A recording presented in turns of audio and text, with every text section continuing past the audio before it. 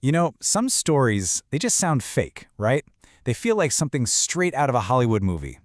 But every once in a while, a story comes along that is so completely unbelievable, it just has to be true. And this is one of those stories. Just let that sink in for a second. To be at ground zero for the dawn of the atomic age and somehow walk away. And then to travel all the way home only to have that very same nightmare happen all over again. The man's name was Tsutomu Yamaguchi, and his journey through two of the most devastating moments in all of human history, well, it's a story about luck, about fate, and about the incredible will to survive, starting in a city that was about to be erased from the map. All right, so let's set the scene. We're in the final, chaotic days of World War II, in a city that would soon become a global symbol for something truly terrifying. Now, you gotta understand, Yamaguchi wasn't a soldier. He was just a guy, a 29-year-old engineer working for Mitsubishi, designing oil tankers. He was simply in the wrong place at the wrong time, finishing up a long, 3-month business trip. All he wanted to do was go home. So, on the morning of August 6th, he's on his way to the train station. He's about to leave. But then, a tiny, fateful moment. He realizes he forgot his Hanko. That's his personal seal, kind of like a signature, and it's essential for business in Japan. So he turns around. He heads back to the office. And that one simple decision sealed his fate. At 8:15 a.m., as he's walking near the docks, he looks up, he sees a single American bomber. And then, a light that just swallowed the entire sky. So how did one bomb cause so much devastation? Well, here's the crazy physics behind it. The bomb didn't actually hit the city. It was an airburst, detonated almost 2,000 feet in the air. See, this creates the initial shockwave down, but then that wave bounces off the ground and shoots back up. Where those two waves meet, they merge into this massive vertical wall of pure force, a Mach stem, that just multiplies the destruction.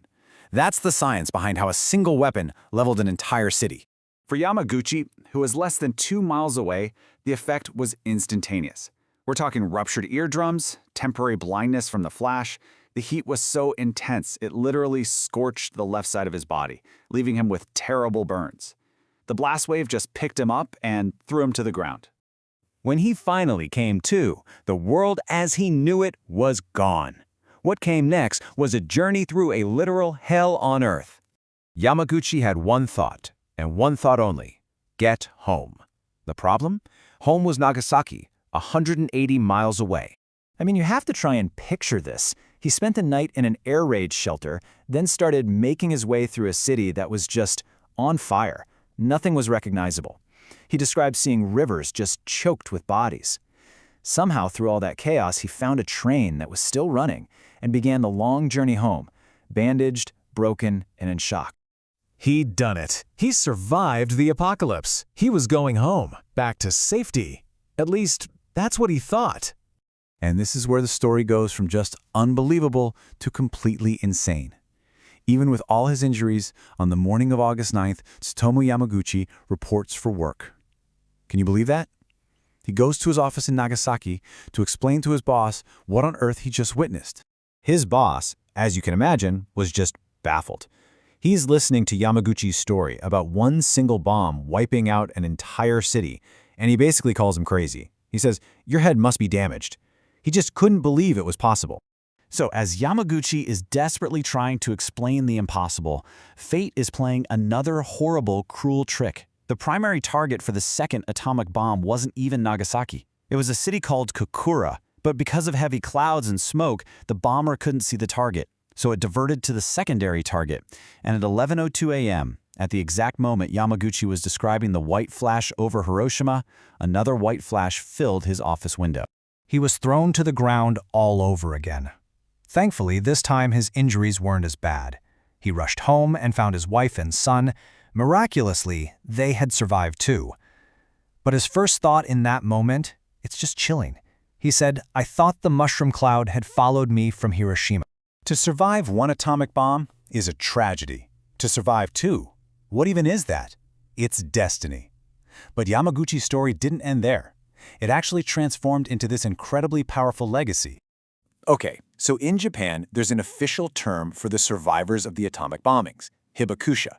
It means explosion-affected person. Over the years, the government has officially recognized about 650,000 people with this status. But here's where Yamaguchi's story becomes one of a kind. There's another, much rarer designation, Niju Hibakusha. That's for a double survivor. Now, historians think there might have been as many as 165 people who were in both cities, but there's only ever been just one person officially recognized by the Japanese government as a survivor of both bombs. That was Tsutomu Yamaguchi. So what do you do after you've survived the apocalypse twice? Well, Yamaguchi went on to lead a pretty full life. He went back to his career as an engineer, he raised a family, and for decades he barely spoke about what happened. But after his son, who also survived Nagasaki as a baby, died of cancer, he felt he had a duty to speak out. He became a powerful voice for nuclear disarmament, even speaking at the United Nations. And in 2009, just a year before he passed away at the age of 93, he pushed to get that official double survivor status. He knew it was more than just a piece of paper. As he put it, it was a record that could tell the younger generation about this horrifying history long after he was gone. I mean, Tsutomu Yamaguchi's survival is just a statistical miracle. It's almost impossible to wrap your head around. But his life is this incredible reminder that behind all the big historical facts of war, there are real human stories. Stories of unbelievable trauma, but also of this profound will to live and to bear witness. His story doesn't just ask us to remember the past, it forces us to look right at it.